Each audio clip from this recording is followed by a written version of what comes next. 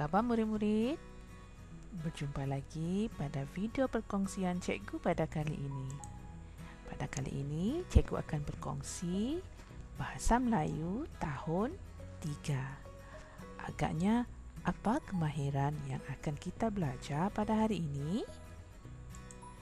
Baiklah murid-murid, hari ini kita akan membaca teks yang mengandungi pelbagai jenis ayat. Sebelum cikgu lanjutkan video ini, jangan lupa tekan subscribe dan tekan butang loceng untuk melihat video cikgu yang seterusnya. Yang sudah subscribe, terima kasih cikgu ucapkan.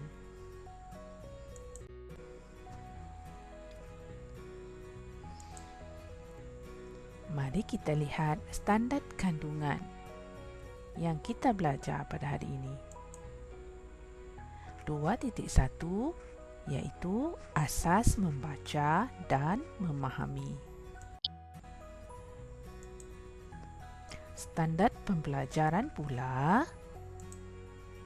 2.1.2 iaitu membaca dengan sebutan yang betul, intonasi yang sesuai dan memahami pelbagai jenis ayat. Mari kita lihat satu demi satu jenis ayat. Yang pertama, ayat penyata. Ayat penyata ialah ayat yang menerangkan atau menyatakan sesuatu cerita, benda, kejadian atau hal. Contoh, Saiful, makanlah sup sayur ini, kata ibu. Di mana ayat penyata dalam ayat ini, murid-murid? Ya, Saiful, makanlah sup sayur ini. Yang itu ialah ayat penyata. Walaupun dalam bentuk ayat cakap ajuk. Mari kita lihat contoh yang kedua. Bagaimana intonasi dan sebutan cikgu. Dengar dengan teliti. Sayur-sayuran dalam sup ini kaya dengan vitamin C yang dapat membantu Saiful cepat sembuh. Cikgu ulang. Sayur-sayuran dalam sup ini kaya dengan vitamin C yang dapat membantu Saiful cepat sembuh. Murid-murid kena peka dengan hentian bacaan. Jangan baca terlalu cepat.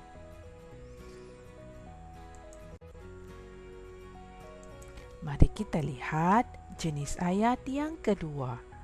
Yang ini selalu kita guna pada perbualan harian terutamanya, iaitu ayat tanya. Apa dia ayat tanya? Ayat tanya ialah ayat yang digunakan untuk menanyakan sesuatu perkara. Kita bertanya untuk mendapatkan maklumat tentang sesuatu perkara.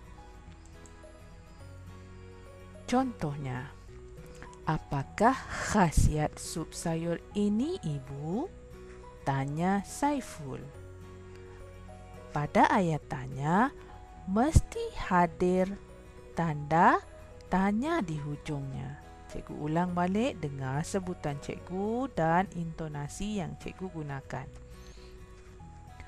Apakah khasiat sup sayur ini, Ibu? Tanya Saiful. Boleh murid-murid? Mari kita lihat contoh yang kedua.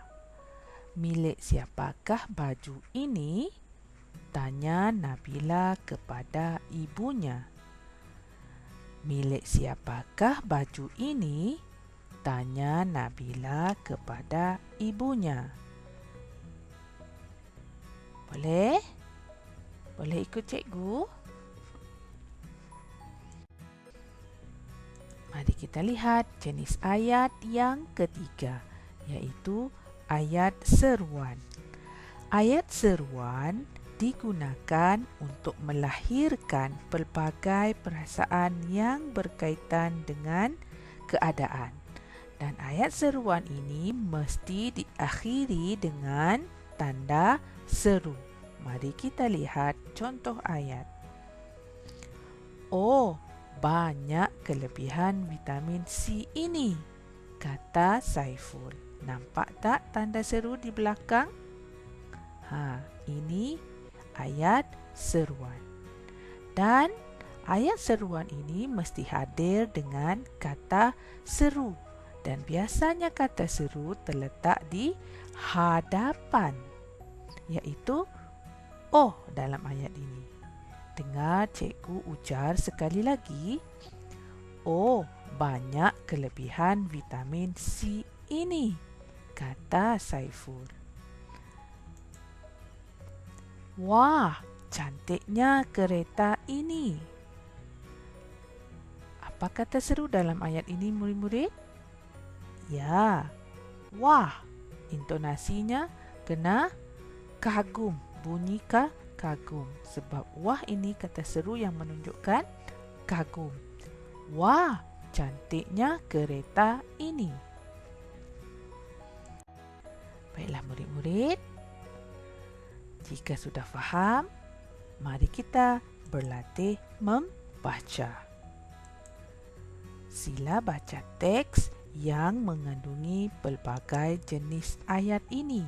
Bukan ayat demi ayat, tetapi pada latihan kali ini awak akan membaca teks. Di mana nak membacanya?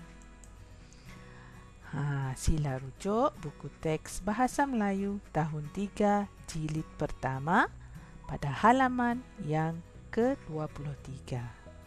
Selamat membaca anak-anak. Boleh rujuk cikgu jika tidak faham. Sehingga berjumpa lagi. Terima kasih kerana sentiasa menonton video perkongsian cikgu. Jangan lupa yang belum subscribe, tekan butang loceng juga. Assalamualaikum.